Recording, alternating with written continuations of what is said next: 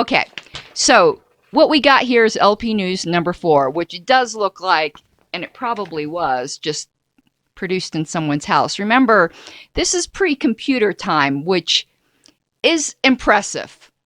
Somebody had to typeset this. Today, us whippersnappers, right? Or I'm saying my age. If you can remember mimeograph machines, and boy, those smell good. I mean, that was just the way to get, elementary school kids high as a kite. Man, I was always volunteering for that mimeograph machine. In any event, though, typesetting is where you actually had to physically, we do that kind of today with newsletters or other computer files, but when you're doing it on a typewriter and by hand, this was quite a project.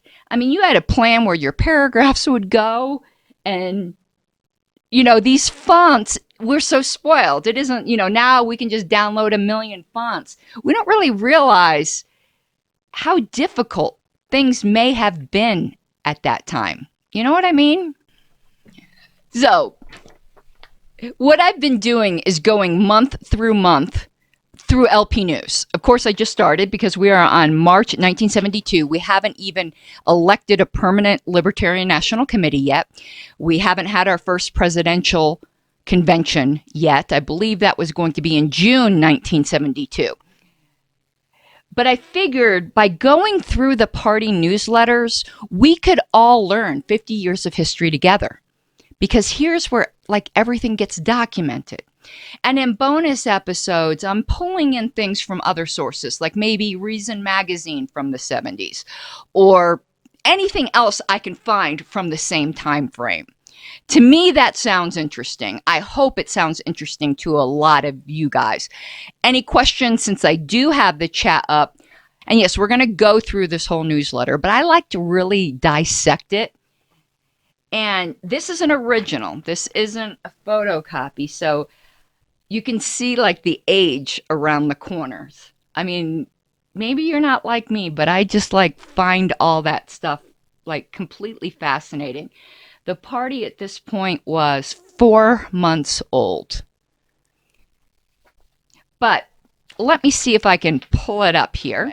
So you were born March of 19... That is Kismet, right? You come to this episode right on that. I was born in 1967, so, I would have been just under 5. I'd have been 5 in October of that year. Interesting. Hey, Amy from Facebook. Yes. God is good. Okay, so let's go through some of the things that are on here. Again, bear with me because some of this might be boring to some of you all. But I hope not, because I'm just full of trivia. So newsletter number 4, March 1972. Now you see up here, our national headquarters at that time, and I'm going to be looking at my physical copy rather than the one that's up on the screen. It says 7748 Lowell Boulevard. If I had been thinking, I'll probably do it as a bonus episode, but that is where David Nolan lived at the time, in Westminster. That's why there's this debate. Was the party founded in Westminster, or was it founded in Colorado Springs? And let me pull up on a different screen here. There's something very interesting that goes on in Colorado between Westminster and Colorado Springs in this debate. Westminster wants really bad to be the founding. So let me pull up this other document because I think you'll find this funny. Let me see if I can do my screen share here. Here we go. Perfect. Okay, so this is from Elpedia. And as you can see, Westminster, Colorado did a proclamation, and they are claiming ownership of the birthplace of the Libertarian Party. So it has their little proclamation of whereas, and this was 25 years ago from today, we're almost at the midway point. So in August of 96, Westminster, Colorado did an official proclamation that the Libertarian Party was born in Westminster. So take that, Colorado Springs. So that address up there being in Westminster, they claimed us. Let me see if I can get the chat window back up. So that's what's going on up here. That's old David Nolan's old home. Totally cute. There will be a picture either in the show notes or in a bonus episode. Now, why are you so obsessed with me? Now, down here, you guys will recognize from the last convention, you know, the TANSTAFL acronym, which is there ain't no such thing as a free lunch. So that saying that some people got really butthurt about, saying it sounded cold and calculated or whatever for our last convention, was actually the official slogan of the party at this time.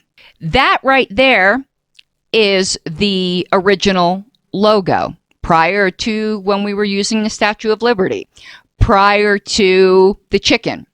You might be wondering what this is all about. Why is the arrow all crooked like that?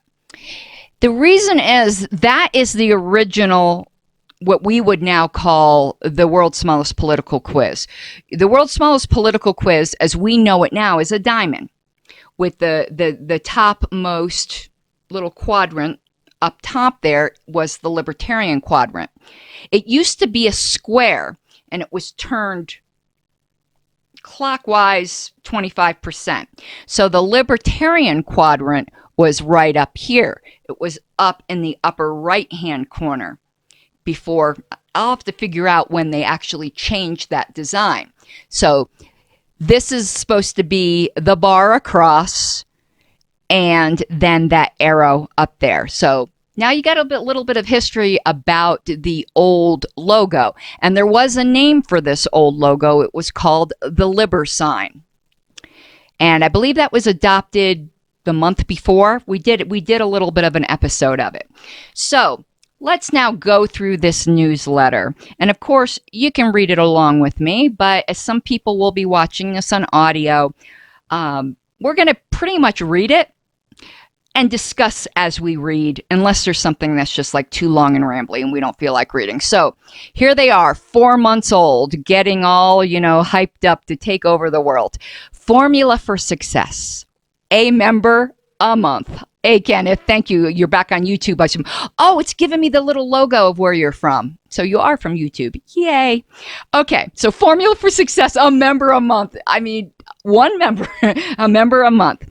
So here we go. Encouraging as our progress to date has been, and it has been actually, you got to remember, these are just some guys.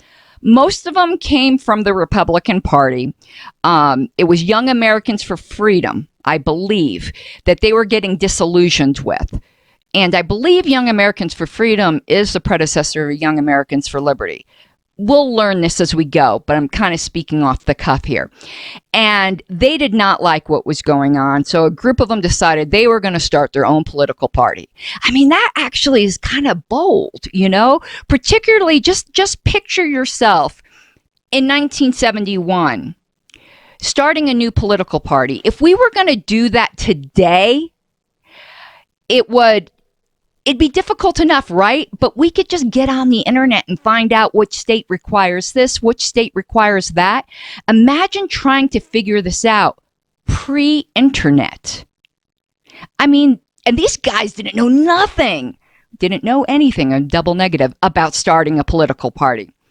I see David says Marshall Fritz changed the design to a diamond in the mid-'80s when he was forming the Advocates. Thank you. I did not know that. See, we're going to be teaching each other here. I knew I had a document on that, but couldn't, get it off the top of my head. But as we go through history month by month, we will all learn this together. Each time I do these, I learn something new. You got to understand, while I am the chair of the historical committee, most of my work is very mechanical. It's not learning the history, it's archiving it. So it's making sure things are scanned properly, making sure they're filed properly, making sure, all the file names on LP. It's not a lot of reading. So that's another reason why I decided to do these shows, because I want to learn more. I handle these documents, but you handle them. If you read each of them as you picked them up, I'd be doing this for 50 years, which I might still be doing for 50 years. So here we go. Encouraging as our progress to date has been, there are some cold, hard facts we must face. And primary among these is that if the Libertarian Party is to become a factor to be reckoned with in American politics, we must multiply our strength by approximately 100. Ambitious. 100 in the next 7 months. Now, also think, how are you getting word out pre-internet? This is the stuff I like to imagine, I don't know. It just impresses me so much.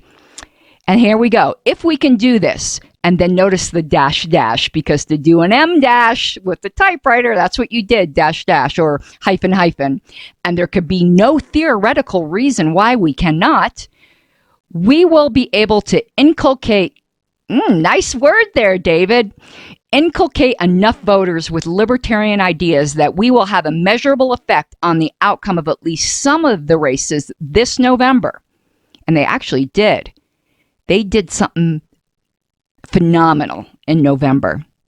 Better than we've ever done, actually, in some respects. We got an electoral college vote in November of 1972, and we've never done that again. And consequently, we'll be able to influence the course of events in the next few years. They actually thought they were going to take over the world in the 70s. And I actually think we could have. A lot of people get really frustrated that we haven't made more progress in 50 years. And, as I want to do, I do my biblical analogies, or because, that's my background. But, there's a proverb that says about the double-minded man.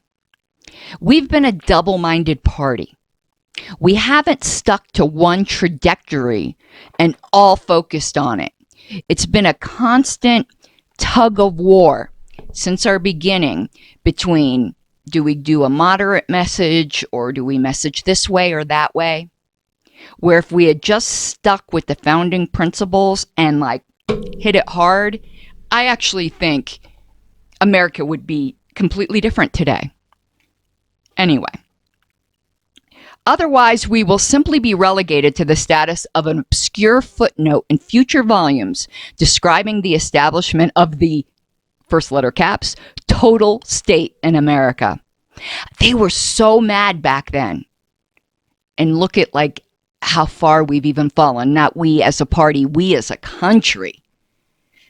They were, it's also when we think back to the Whiskey Rebellion, or how mad Spooner was. Could you even imagine Spooner? Today, you'd have a heart attack. Thus, it's absolutely vital that each and every LP member make an all-out effort to recruit new members on a regular and continuing basis. And that has not changed. We point this out because, despite prior exhortations, too many members seem to feel they've done their bit for the cause simply by sending in their $4, $6, or $12. From a past episode, those amounts were amounts for memberships. That's how much National Party membership was at that time. I can't remember which was which, but there was student, and things like that. You can go back to, I think it was the February episode. We appreciate this support, of course, but if that's all you do, this party is going to be a failure. And I'm noticing they didn't capitalize party. That's interesting. All right, let's, where were we at? All right, to be effective, you're going to have to make a concerted effort to reach other libertarians and potential libertarians and persuade them to do their bit too. Thus, we strongly urge each and every one of you to set yourself a personal goal of bringing in at least one new member a month between now and November. We all should still be doing that. Have you brought in a new member? I don't know if I have this month. I try. But, that's a pretty modest goal I think we should all set for ourselves. And when we say a new member, we're meaning a new national member. If you guys really want to know why that's important to be a national member and not just a state party member, I can let you know. I can let you know why. I know a lot of people are really sour on the national party. They're pissed at somebody, you know, they're pissed at this LNC member or this or that. You're really cutting off your nose to spite your face if you say, well, then I'm not going to support the national party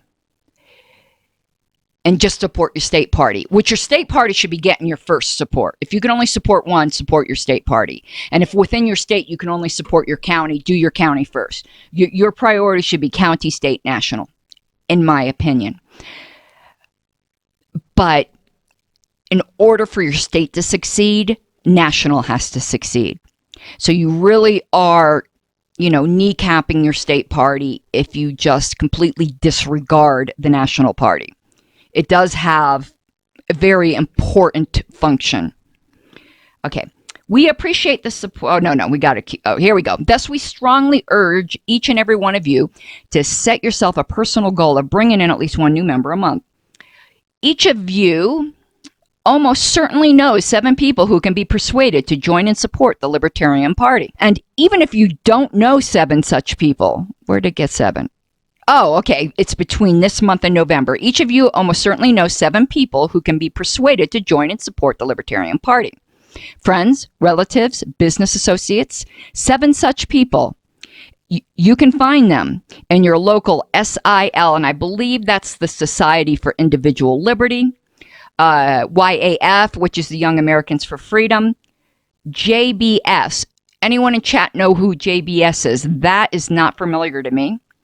ACLU or Liberty Amendment Organization, if nowhere else. The Liberty Amendment could be a whole other episode. The Liberty Amendment was actually in our first platform. So we'll probably then be talking about it when we start dealing with the June convention. To encourage your efforts, we have set up a new incentive program. Starting immediately, we will award a 14-karat gold LiberSign pin to all members who accumulate 10 membership points. Has anyone ever seen this pin? I've never seen one. I wonder if anyone earned one. Man, the historical committee needs that.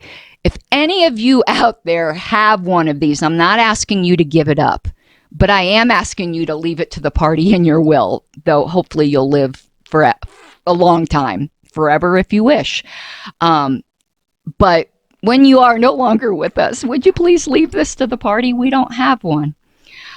This is a number low enough to be within everyone's reach. 5 regular memberships, or 3 regulars and 4 students, or 2 sustaining and 2 regulars will do it, for example. There is no time limit on this offer. Ooh, no time limit.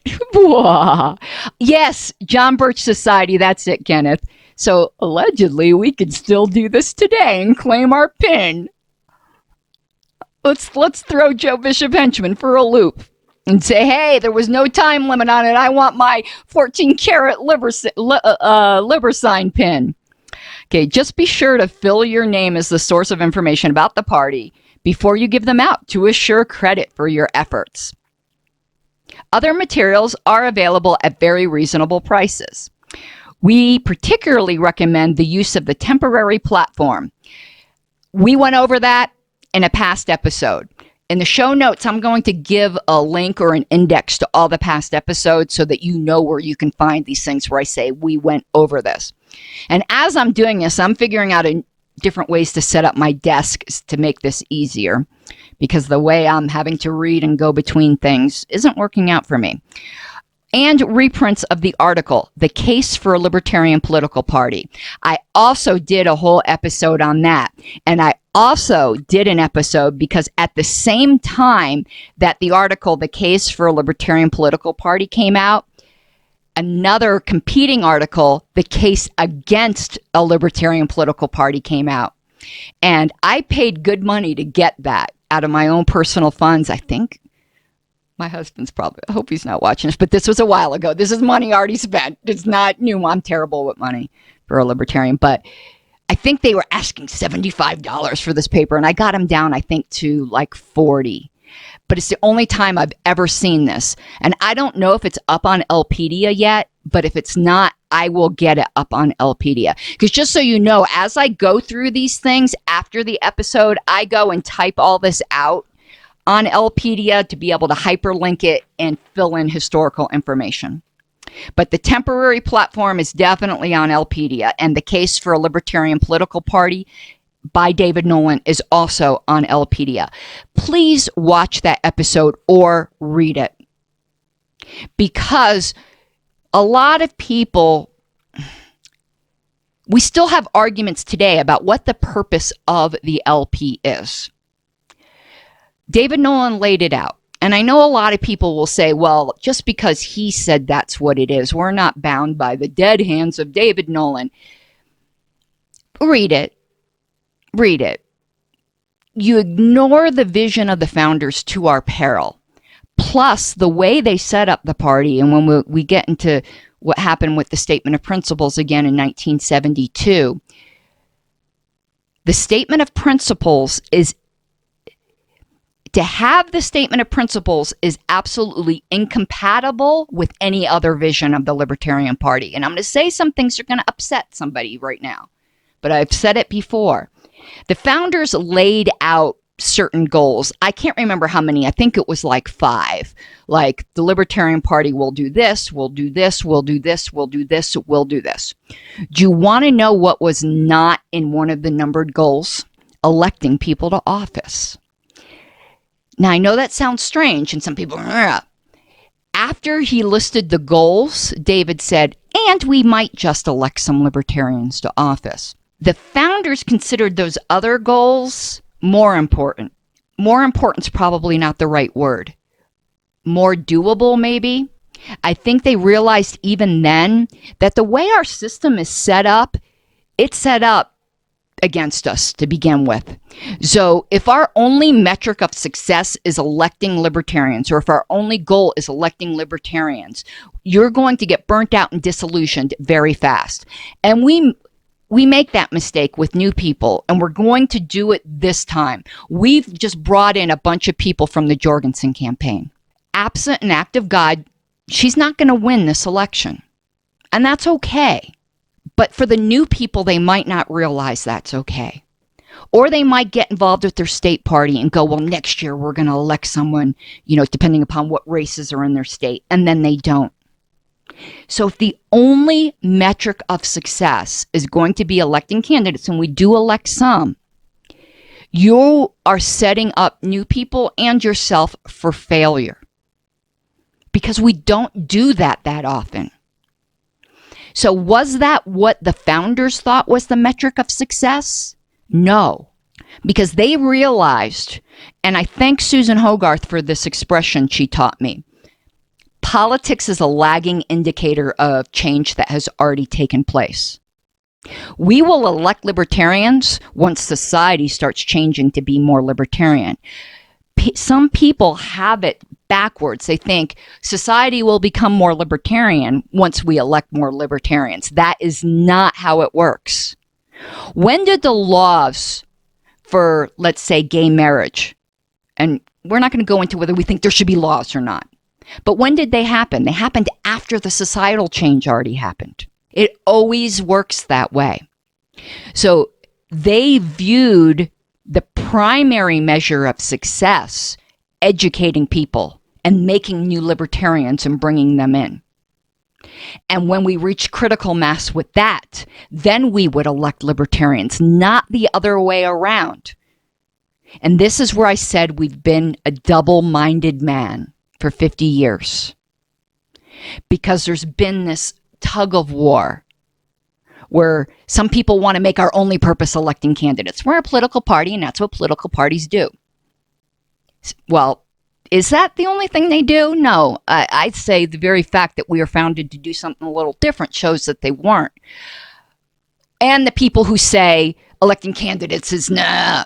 The fact is, the two are two sides of the same coin. But the way, how you walk through a door face first and not ass first, we have to lead with education, because it's the education that's going to elect libertarians. The early party, for the most part, knew that. But we've drifted from that.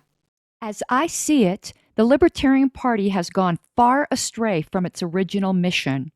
Somewhere along the way, our commitment to being the party of principle was replaced by a shallow, opportunistic goal of winning elections now, any election, anywhere. Principles be damned, according to the proponents of this vision. We should back off from scary positions, tone down our rhetoric, find out what voters want, and tailor our message to what they want to hear. The nadir of this mindset was reached in a Monday message dated March 9th, 2009. It carried the heading, "The most important principle is winning." I would be hard put to come up with a statement more antithetical to our beliefs and purpose. Just for starters, winning is not a principle at all. It might be a goal or a strategy for achieving our goals, but it's not a principle. And if it were, it's not our principle. This is pure opportunistic rubbish, exactly what you'd expect from a Republican or Democratic Party hack.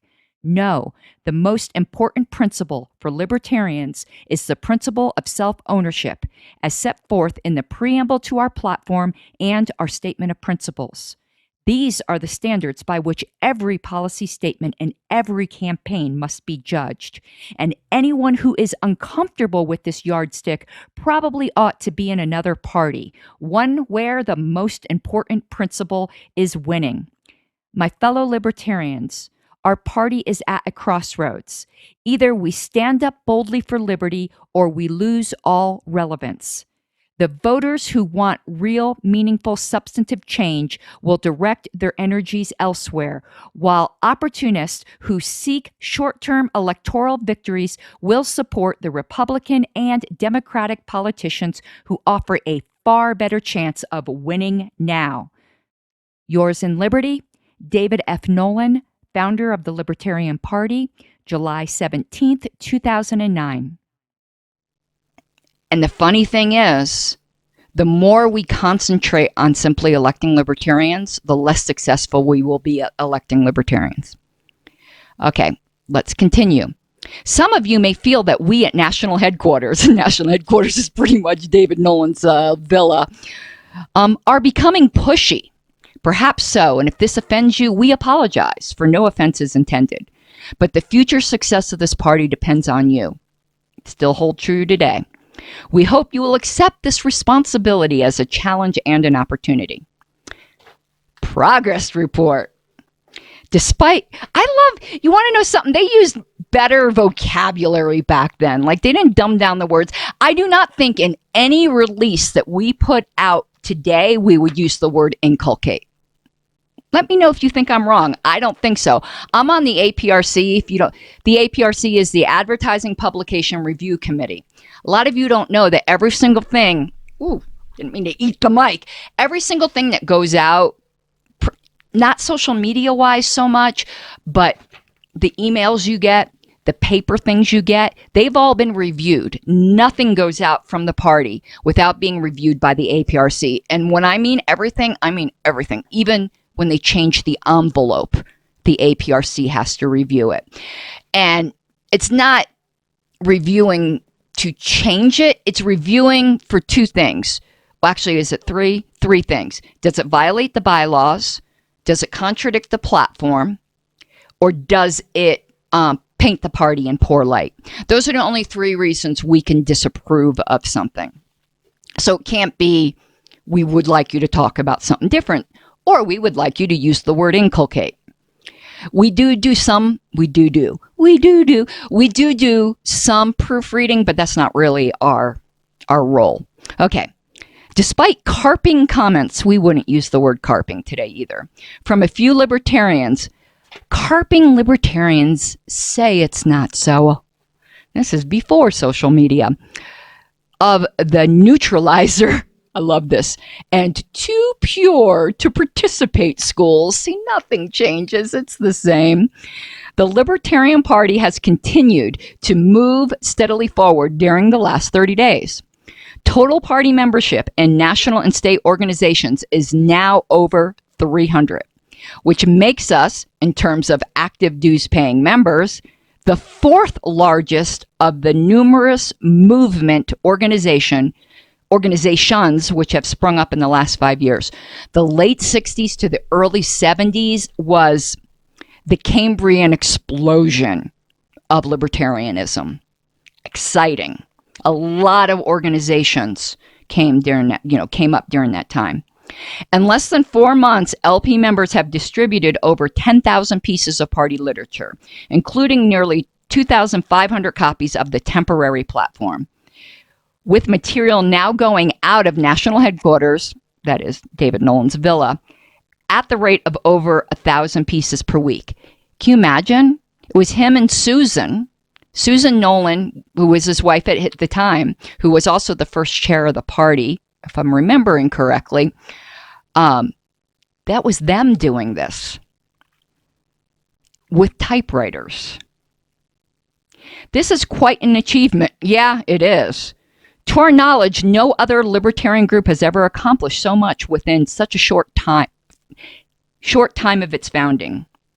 Those of you who have made this possible deserve the highest commendation. In particular, and anyone who knows these people, give me some info on them. In particular, thanks are owed to Paul Lepanto in New York, June Grem in Illinois, Pete McAlpine in Michigan, Luke Zell, we'll talk about him in a minute, in Colorado, and John Taylor in California. I believe probably all of these people have passed away, but I believe Mr. Zell passed away. Now, Mr. Zell, it's his living room in Colorado Springs where the official, the state required paperwork or procedure for the Libertarian Party was done. That's why a lot of people say the actual birthplace was in Colorado Springs. I believe it was in Westminster when David started putting the plans together. I don't think the fact that they were around a table when they did the papers really counts. That's just me. The argument over where the party was formed, there's an interview with David Nolan about this. I'll put the link in the show notes, or maybe I'll play it. Maybe I'll play it on my channel. The reporter who did that interview was kind enough to give me the audio files. Let's see. Okay. Many others have also done an outstanding job, but space limitations prevent a complete listing. So to all of you who have done so much, many thanks, and keep up the good work. Now, hold on a second here. That looks like an M dash. I'm sorry. I'm a grammar geek. But down here, doesn't that look like an M dash to you? That's definitely longer than a hyphen. If they were able to do an M dash here, why didn't they do one up there? Sorry, things like that just really catch my attention. And hey, my fellow Oxford comma people, they use the Oxford comma. Sorry, I'm such a grammar geek. That's why I'm secretary, I think. All right. Next page.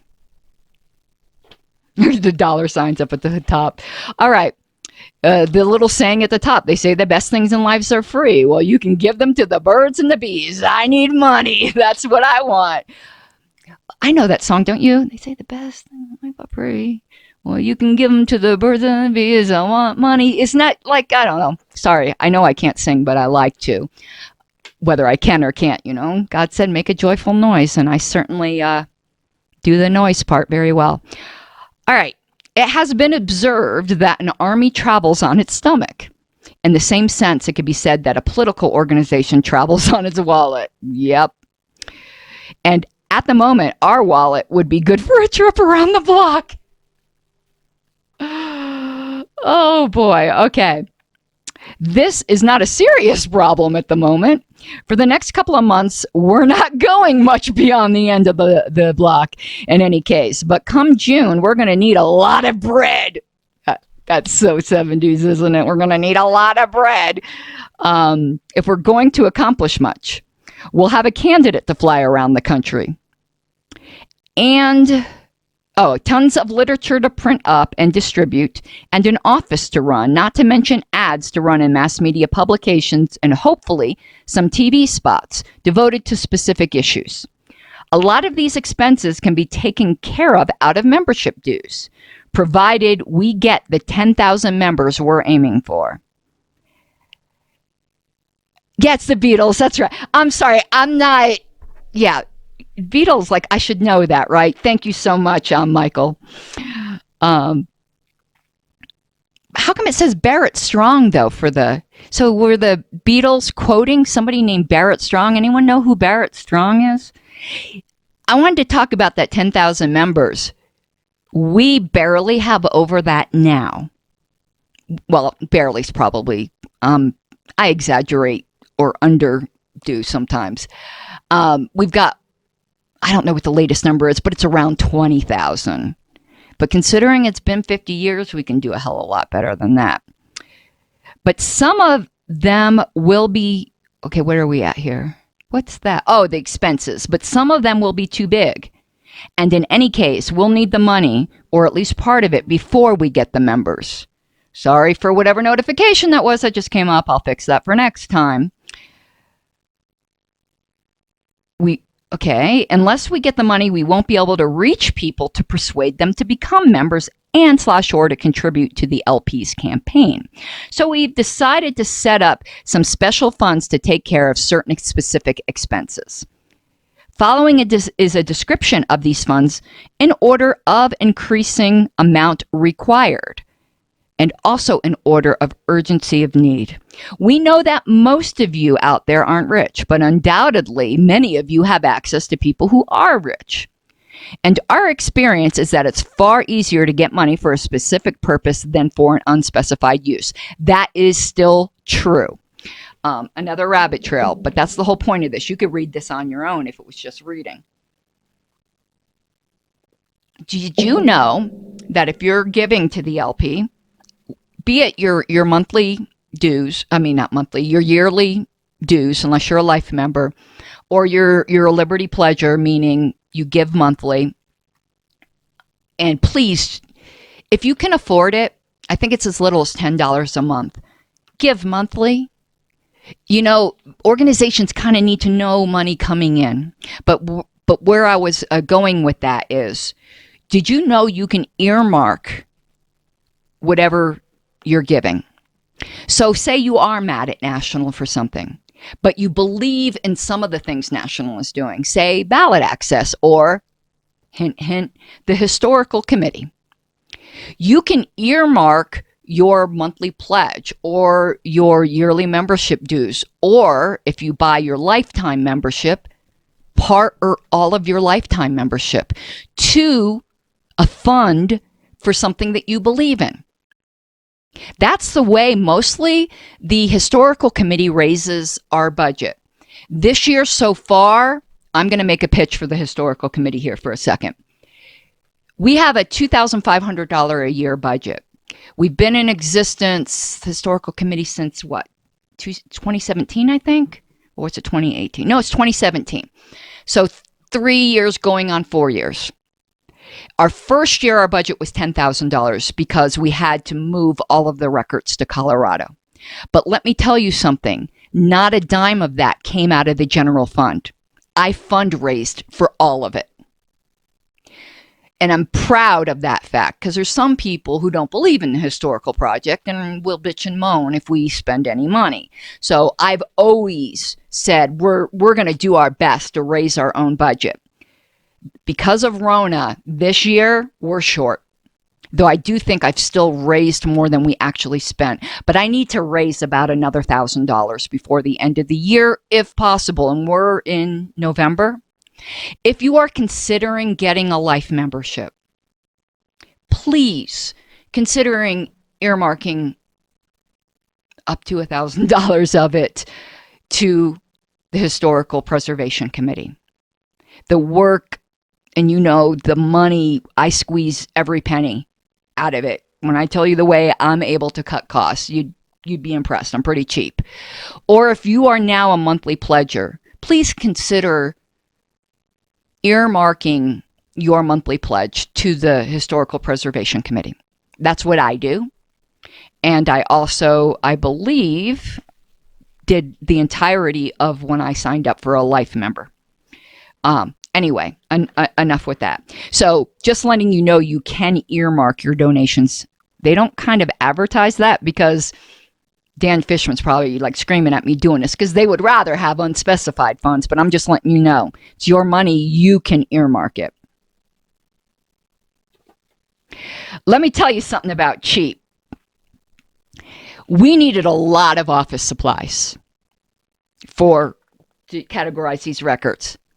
Do you think I bought any of that? You want to know what I did? My butt got on Nextdoor or any meeting I could go to, and I said, hey, a lot of places are going digital now. Law office, doctor offices, whatever. If you're about to clear out your filing cabinets and all your manila folders and hanging folders, don't put them into the landfill. We'll take them. I don't care if they're used. I'll slap another label on it. And I've gotten thousands and thousands that way. I've traveled, my husband and I, hours to pick up, big loads of these supplies. Because I don't want to spend money where I don't have to spend money. I believe the only supplies we paid for were banker's boxes, and I've gotten some of those for free too. Okay, let's continue. Where were we at? Oh, Oh, Lord. Okay, here we go. Many are rich. Oh, here's the funds. Okay, convention fund, $1,000 to cover some of the costs of our June get-together. The more we raise, the lower we can keep the cost to participants, and the more people who will therefore be able to attend. Office expenses, $2,500 to pay for a real, fully equipped office, including the huge phone bills that are inevitable. For 5 months, early June through early November. What's funny is we're so used now to not really having to pay like for long distance and stuff like that. Those of you who are more my age will remember. Sorry, I keep bumping the mic. I get way too animated that you had to pay like a lot. And the National Party used to have, some of you will remember this, a Watts line. But anyway, I digress. Salaries. $5,000 to pay 2 people to work full-time for that same 5-month period. So $2,500 for someone to work full-time for 5 months? Eek. I don't know if that was good or bad for that time. Volunteers can do a lot, but 2 full-timers is a must. Travel expenses. $5,000 to send our candidate and / or other spokesmen around the country, spreading the good word. Praise the Lord. All hail Rothbard. Advertising. $10,000 to pay for a few ads in large circulation publications. Once we get the first few placed, our advertising should be self-sustaining, i.e. the ads will bring in enough new members and contributions to pay for more ads. But we have to have seed money to get started. You need money to make money. $23,500 may sound like an immense amount. For politics, no, it's not. It does to me, though. That'd be a lot of money for me, but just in general. But it's only about 1/1000th of the amount the major parties will be spending. I think they underestimated. I think they spent a hell of a lot more than that even then. And any less than that will have no effect. So please rack your brains a bit and go hit up some potential contributors. And even if all you get is $50 or $100. Now that was a lot of money for 1972, particularly if you're, somebody got paid $2,500 to work full time for 5 months. 50 or $100 would be a lot. 50 or $100 is a lot for me right now. We'll report on the progress of each of these 5 funds in future issues. Okay, now more news. State chairman. We now have state LP chairman in 5 states. Raring to go. I love that. Raring to go. With several other states on the verge of organizing. Contact your state chairman if you live in one of these states for plans on activity. And if you know someone in one of these states who might be interested in joining the LP, send their name to the state chairman and write to your friend telling him how he can get active in the party. Okay, Colorado. First state chair of Colorado, I guess. I thought David Nolan was, but here we go. Luke Zell. Hey, we have an address here for Luke Zell. This would be then the address of where the party was, quote unquote, legally formed. I'm gonna have to go stalk this house now too. I already stalked David Nolan's old house. Wayne, after you shut the door, we're going to need to go to 4785 Stanton, wherever that is in Colorado Springs. Oklahoma, D. Frank Robinson, shout out, woo, woo. D. Frank is still with us and is still a treasure. I didn't know he was the first chair of Oklahoma. I got pictures and stuff since I'm going to have to edit this anyway because I fucked up in the beginning. Okay, D. Frank Robinson, Oklahoma City. D. Frank, do you still live at that address? Tell me something. Tell me something about that address. Give us some history. Texas, Keith R. Jones. Anyone know this guy? Never heard of him. Utah, Carl Bray. Wow. And Wyoming, Bruce Jones of Laramie. Okay. Membership goals. 1,000 by convention time, 10,000 by election day. I wonder if they made it. I don't know these answers. And then there's this little info box. The Libertarian Party newsletter, which is what this was originally called before it was called LP News. So I just call it LP News because that's what it eventually became. Is published on the 15th of each month by the National Office of the Libertarian Party. Items of interest to political activists in the Libertarian movement are welcome. Editor, David F. Nolan. All righty. Next page. This was kind of the format for a while. You had then on the third page was always this political perspectives. Now, these I do as a bonus episode. We're not going to read it this time because it's not directly LP news. It's more just general politics of the age. So we'll just kind of give a little bit of a summary of what it's about, and I'll do a bonus episode on these. Now, let me tell you with the bonus episodes, I put them up on Patreon first. I am terrible. I'm great at fundraising for the party. I'm terrible at fundraising for myself. Some of you will have seen my Facebook rants today. Multiple rants today. I could be a lot more effective if I could spend more time just doing libertarian stuff. No one can doubt the passion and the drive and the fact that I don't sleep. But, the way it is right now, I've got a very, very demanding full-time job that obviously has to take up most of my time. My dream is to dedicate more time to activism. And I think those of you those of you who kind of agree with my perspective, hopefully I'm not thinking too highly of myself, but I do think I'm persuasive. I certainly have the passion, and I know I can get a lot of work done. So I'm going to stick on this screen somewhere in the final editing my Patreon link. Please consider becoming a patron. It would mean a great deal to me, and you will get historical stuff first, because I always put up the bonus episodes on Patreon first. Sometimes for months they stay there. Sometimes it's just a few days ahead of time. When I start doing more regular episodes, the pre-recorded episodes will go up on Patreon first as well. So, okay.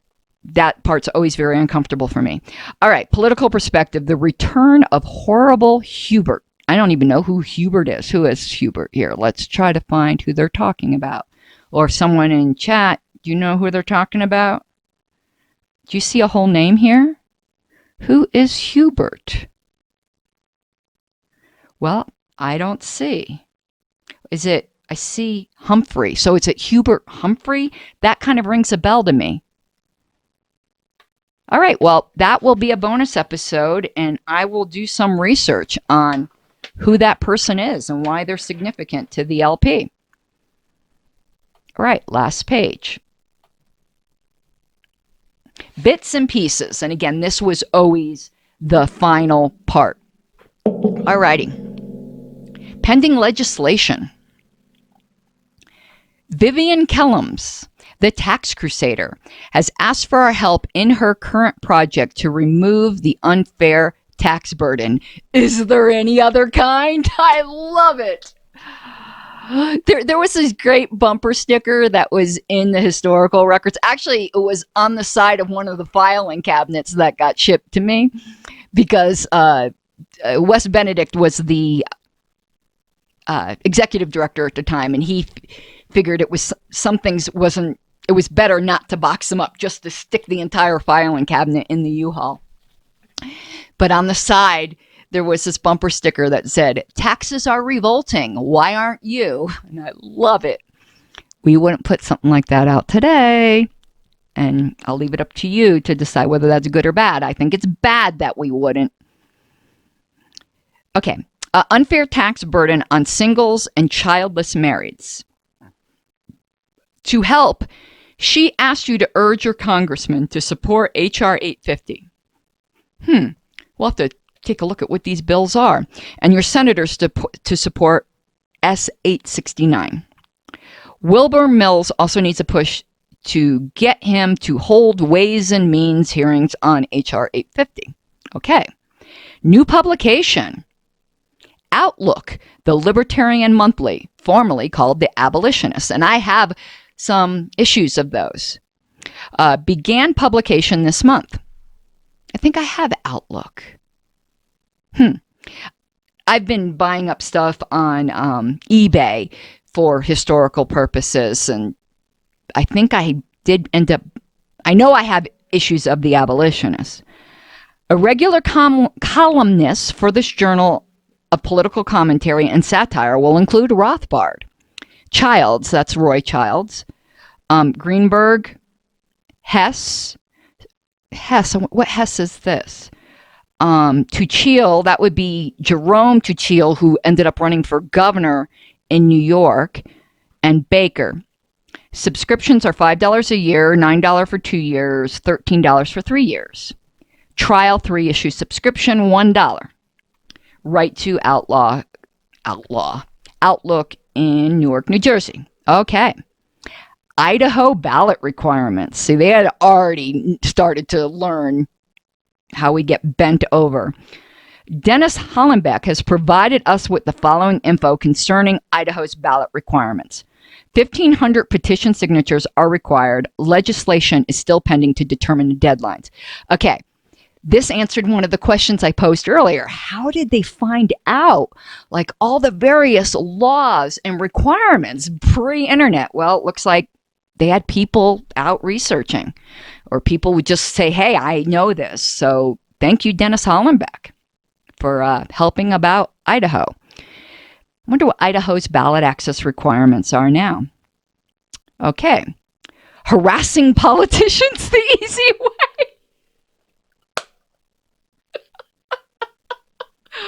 Hold on a second. I got to turn on the heater.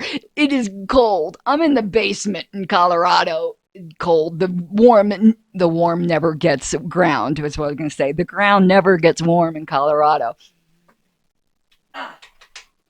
So I have to turn that on. But it's one of those silent ones. I don't know if you've ever seen the little heaters that kind of look like they're portable, but they look like radiators. That's what I have. Okay, harassing politicians the easy way. That is fantastic. Many of you are undoubtedly receiving appeals for support from various power seekers. Oh, I love this. And often these mailings contain postpaid return envelopes for you to use in mailing back a check. Why not use these to send the Politico in question a piece of LP literature? I know a lot of people who still do this today, particularly Sam Goldstein does this quite a bit. It just might have an effect, and at worst, you've just caused the pig to waste 8 cents. Well, now we know how much postage was. Oh, so remember earlier it said he was sending out 1,000 pieces of literature a week at 8 cents each. Now I wonder who was paying for that. I bet you David Nolan was paying for a lot of it out of his pocket. LP cited in new book. I'm going to have to, I see a book I'm going to have to get. The 1972 edition of Key Influences in the American Right. Now, remember that most of the LP founders, with the exception, I think Carl Bray wasn't from the right, but most of the LP founders were from the Republican Party. So we did get, just like today, very much lumped in with the right in early publications. Okay, so the 1972 edition of Key Influences in the American Right contains a write-up on the committee to organize a Libertarian Party. Also items on several other libertarian groups and publications, as well as many conservative groups. Copies free from the publisher. So this was coming out of Denver, so that's how they got the mention, because obviously very big in Colorado. Halifax Press. I wonder if they're still around.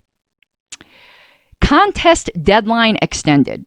The deadline for the membership recruiting contest announced in January, whereby LP members can win cash prizes up to $100, has been extended 1 month to May 30th.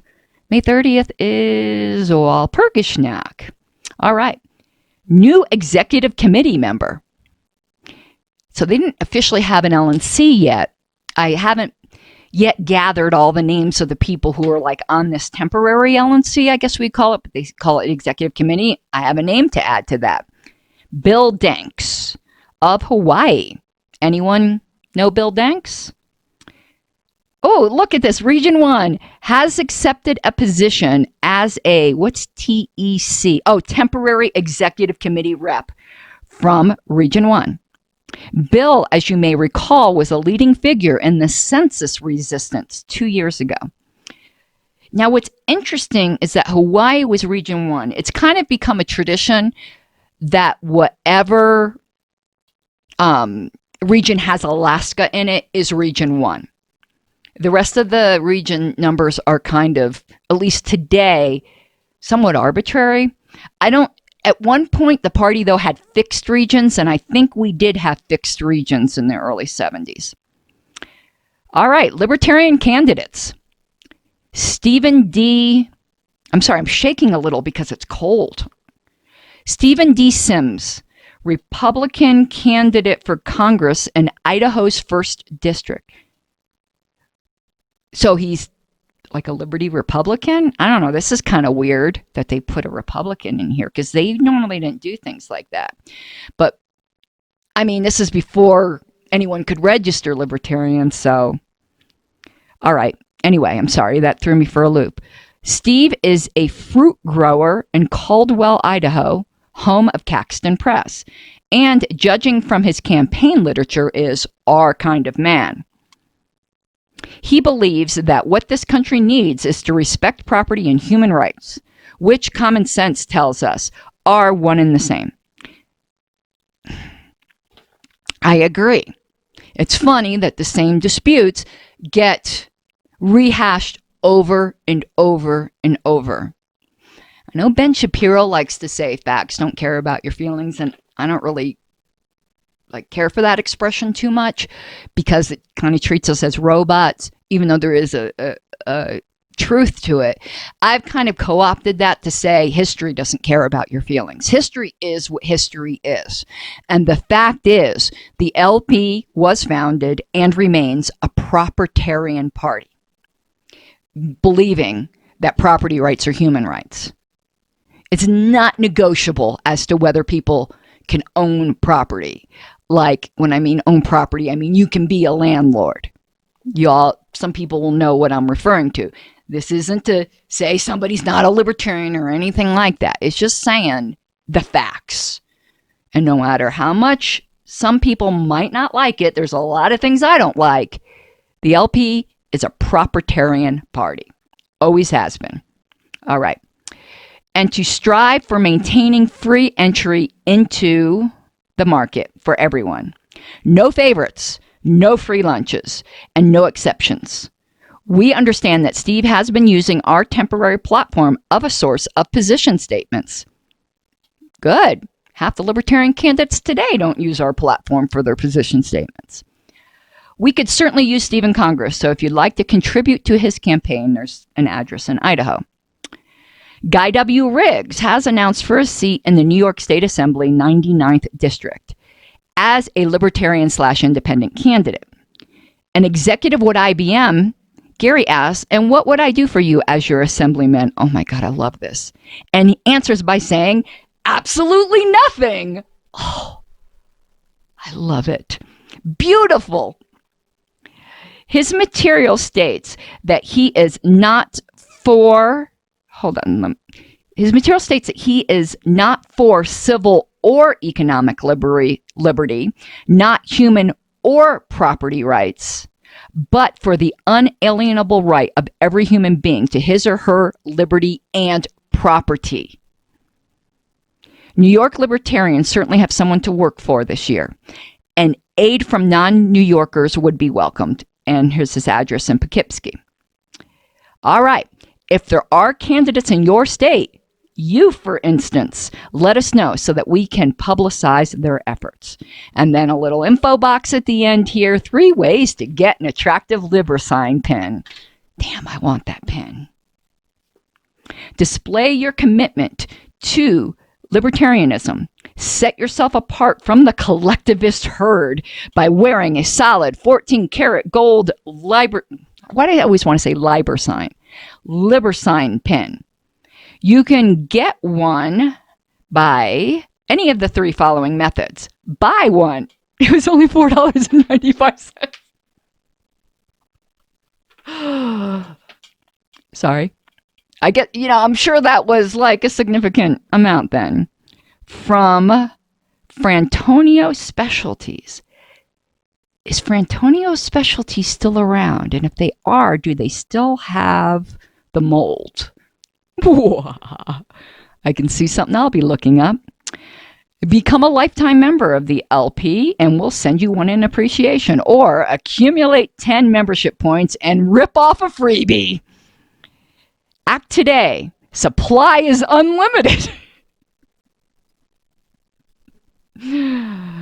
No well-dressed libertarian should be without one of these attractive, now we get a description of them, attractive 3/8-inch doohickeys. May be used as a tie tack, lapel pin, scarf pin, thumbtack, or secret weapon. Supply your own. What is that? Hold on. There's a word I don't know.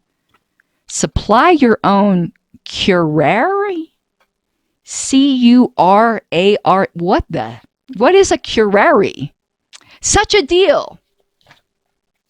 Now I want to know what that is. But all right, that is our March 1972, and we did it in an hour. Good. That's about what I'm aiming for all of my rambling. I've got a ton of fodder here for bonus episodes. Probably work on some this weekend, because this has been my goal, and we're going to be closing up here. And obviously, I've fallen behind. I wanted to go month by month, keeping within the month we're in. So ideally, I would be doing November 1972 now. Well, it's not November yet, but it's almost November. I'd be doing October 1972 now. Obviously, I'm behind since we're doing March. But I think I'm going to schedule one of these boom, boom, boom, boom till we get caught up, because that's going to keep things easier on me. And that is it for today. I will be pulling down the live stream to edit it into something where it doesn't have all my learning curve, and then put it back up. And it will have the links and the things that I've promised you. And maybe I'll throw up some of those pictures or some of the other items where I said, ooh, I have that. Ooh, I have that. So please be on the lookout for the final version, I guess what is I'm trying to say. And if you have not, please subscribe to my YouTube channel, like and share, and all that other jazz.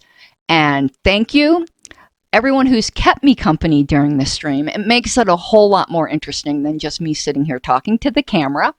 I hope to see you next time. And thank you, Kenneth, and have an awesome night. You gotta take what you're given, that's how we live it. Don't be mad at the system, it's simply how we've existed. I hear a lot of people talking like they politicians or choose to be an accountant because it's safe in a business, not because they want to